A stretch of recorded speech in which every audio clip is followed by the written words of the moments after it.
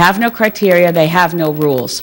We are a truly national party. We are running a national campaign. We have candidates, and will by the deadline have candidates in every single riding across Canada. And they will be, just as Adrian Carr will be in Vancouver Centre, and John Stryker will be in the Yukon, and Louise Comeau will be in Fredericton, and Ralph Torrey will be in Cobourg. We have candidates who are fiercely proud of representing a party that puts forward solutions and does it in a way that offers hope to Canadians.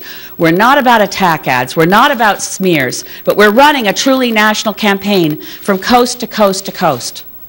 And yet, if it's a reason to exclude me that they've invented this notion that because I plan to spend relatively more time in my own riding, it's not a truly national campaign, they say this shamelessly at the same time they invite Mr. Duceppe. I'm not against Gilles Duceppe's participation in the debates, but he doesn't run any candidates outside Quebec. How can they use it as a reason to exclude me and yet invite Mr. Duceppe? Another argument I've heard, oh, we'll have to invite everyone. We'll have to invite all the other parties.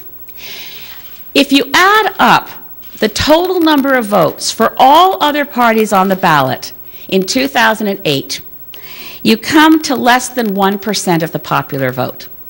We had just under 7% of the popular vote. I think there's a big difference. We know what it means to be a truly national party. And he received nearly 1 million votes when the Bloc got 1.3 million votes. And the fact that we didn't gain seats has much more to say about our voting system than it has to say about the fact that the Green Party is speaking to the values of not just thousands of Canadians, but to almost 1 million Canadians. We speak to the values of hundreds of thousands of Canadians, and it is anti-democratic in the extreme to have this non-transparent, secretive process behind closed doors. Essentially what's at stake here is not the fortunes of the Green Party. What's at stake here is whether Canada has a full, healthy, modern democracy. If you can shut down a voice that for some reason some find inconvenient, they can shut down the voice that's going to raise issues others don't want to talk about, whether it's climate change or poverty or First Nations issues. I well recall in 2011 that I was the only person who put forward concerns of First Nations in the debates. I remember that I was the only one who tried to address the science of the climate crisis. I remember that in 2006, when the Greens were excluded, no one talked about environmental issues and no one talked about foreign policy or Afghanistan. There are issues that will be raised when my voice is in the debates, and there are issues that will be shut down if my voice is shut down, and that's anti-democratic. What the media is essentially saying to the Canadian public is, as journalists, we're telling you who's a serious political party and who isn't.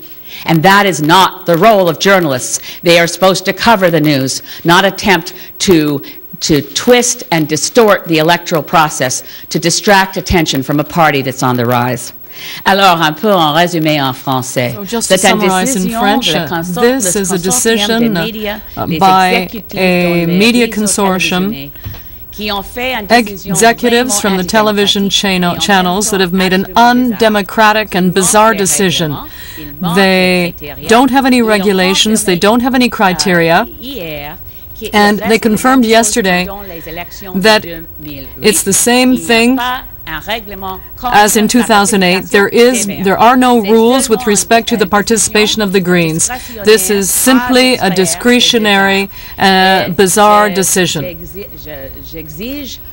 I am asking everyone to help the Green Party with the fora, with the social media and so on, to demand, please,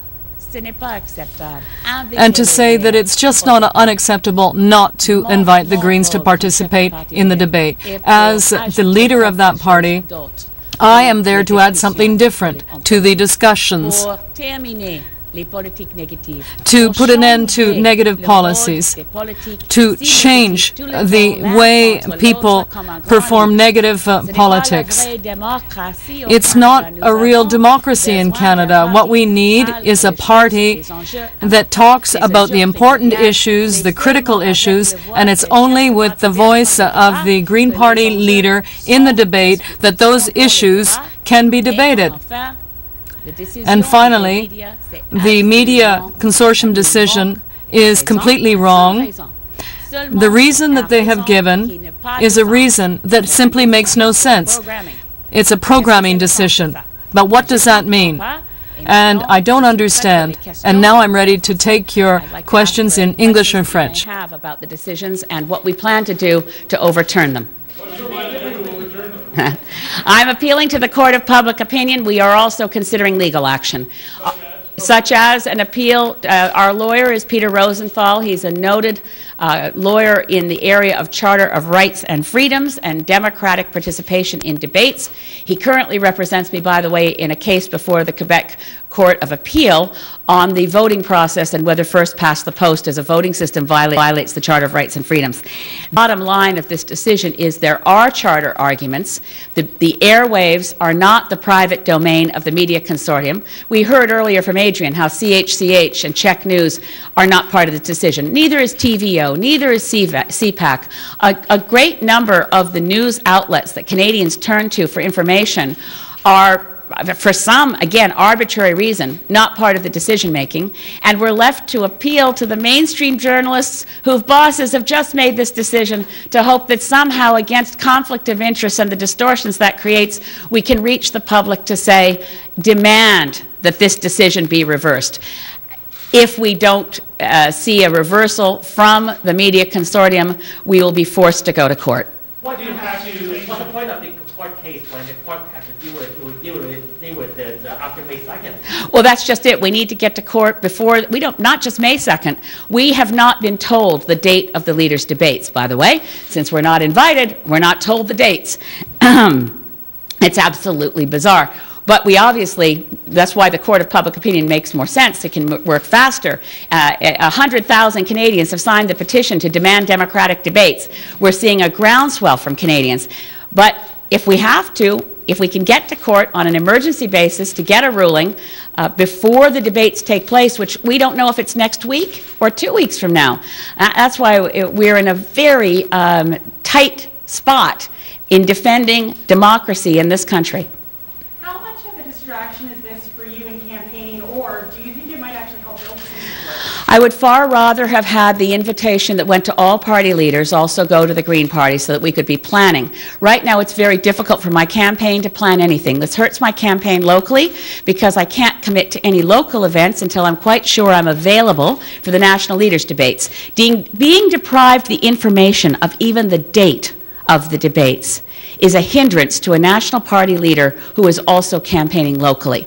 This is not just a distraction, it verges on sabotage by national media elites who've decided that the Greens don't matter, and the Canadian public won't tolerate this. Well, what impact do you think that the debate had last time on Green Fortune 2? You did participate in the debate and you still didn't win a seat. Well, he had not made it a priority for me to win a seat in the election campaign. I think what it did, and again, my appeal today that the Greens belong in the debates is not grounded, and I know this may be hard to believe, it's not grounded in self-interest. My last book was all about Canadian democracy, and our Canadian democracy is at risk. Dearly beloved and lately departed Jim Travers, with whom I had the pleasure of working for quite a number of years. He said once when we were on an interview together with Michael Enright, you know, he said, you can look at Ottawa, the buildings are all still there, but it's something of a democracy theme park. Democracy is at risk in this country, and this kind of decision, what impact did it have? We were in 2008 in a time of unbelievable downturns in voter participation. 41% of Canadians didn't vote in 2008, and yet the Green Party, which is a party that only benefits from high voter turnout, was able to increase our vote. We are the only party in 2008 that received more votes than we had in 2006. So I think that was quite related to the fact I participated in the debates. But I think my role in the debates wasn't just to win over Green Party voters. And my commitment to participate this time is not just about winning over Green Party voters. It's to engage Canadians. It's to say to young people, before you turn off from politics altogether forever, Please pay attention. It's your future that's at stake. And to say to people my age and older who are now saying to me, every time they turn on the TV set and hear one of those men calling another one of those men a liar, they just want to not vote. They're sick of it. So before people turn off in disgust, surely the broadcasters have an obligation to put forward something that has the potential for keeping voters' attention focused on this election. And that is the public interest that's at stake in this. You're listening to Green Party leader Elizabeth May reacting to news that she will not be participating in the televised debates. That was decided by a media consortium. She was told this news yesterday. Yesterday she was tweeting that she was in shock. Now you can see she's